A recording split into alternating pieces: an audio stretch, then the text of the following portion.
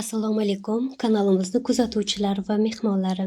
Kanalimizga xush kelibsiz. Bugungi darsligimizda mana bunday reglan yengli kiyimlarni qanday qilib chiroyli turadigan qilib chiqarish mumkinligi haqida o'rganamiz. Keling avval asos andaza chizib olamiz. Kim qanday usulda, kimdan o'rgangan bo'lsa, o'sha variantda asosini chizib olishi mumkin. Men har doim sizlarga o'rgatadigan variantimdan foydalanaman.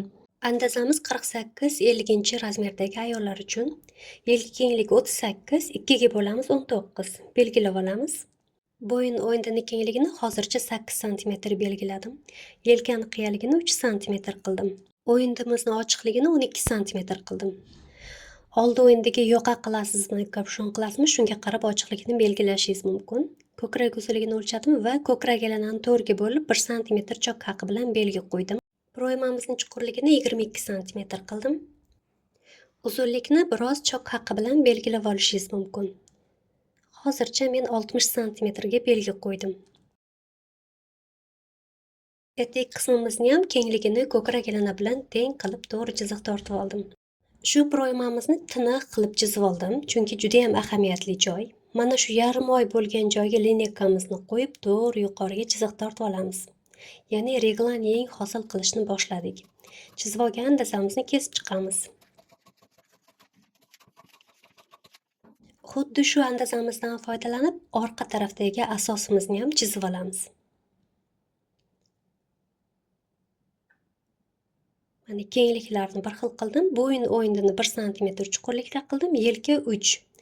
Orqa tarafda ham broymamiz 22 sm. Mana shu yarim oy bo'lgan joydan yuqoriga lineykani yo'nalish bo'ylab qo'yib chiziq tortdim va kesib chiqdim.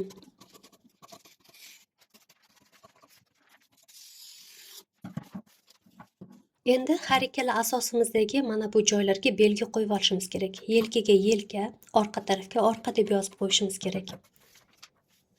Oldi tarafda ham xuddi shunday. Va chiziqlarimiz bo'ylab kesib olamiz. Ajratib oldik. Asoslarimizni ham belgilab qo'ydik.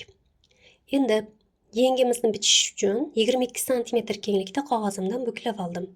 Bu kenglik broymamiz bilan teng bo'lishi kerak. Oddiy yeng bichamiz.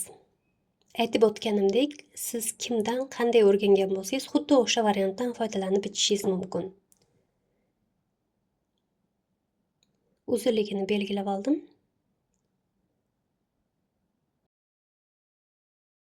Yengimizni uchini kengligini 15 qildim va to'g'ri chiziq tortib oldim. Endi kesib chiqamiz qizlar. Diqqat bilan kuzatib turing, eng asosiy joyga keldik.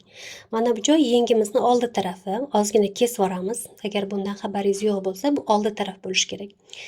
Endi yengim sizga aniq ko'rinish uchun chekkalar bo'ylab chiziq tortib chiqdim va bunga ham belgilab qo'ydim orqa oldi deb. Qog'ozimizni yuqori qismiga yengimizni o'rtasidagi chiziq bo'ylab chiziq tortib oldim.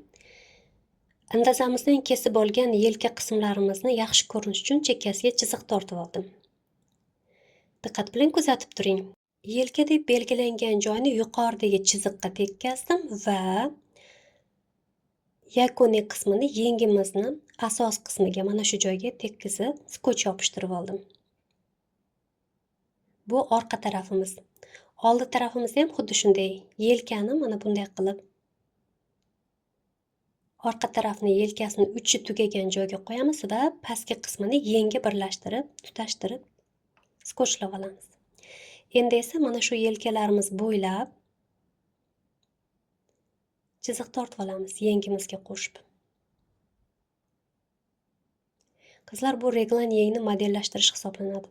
Yaxshilab tushunib olsangiz, bu variantda tikkan kiyimiz chotki bo'lib chiqadi.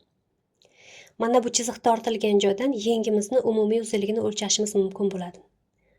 Bichish oson bo'lsin desangiz, shu joyga ham belgi qo'yib qo'ying. Mana shu joyga. Mana bu chizig'imizni ozgina davom ettirib qo'yamiz va mana bu joydagi burchakni ozgina yarimoy shaklga keltirib olamiz. Chiziqlarimiz bo'ylab kesib chiqamiz. Sizga yana ham tushunarli bo'lishi uchun kesib bo'lgandan keyin bu yengimizga ham orqa va oldi deb belgilab qo'ydim. Keling endi avvalroq bichib olgan asoslarimiz bilan birlashtirib ko'rsataman. Mana bu oldi tarafimiz.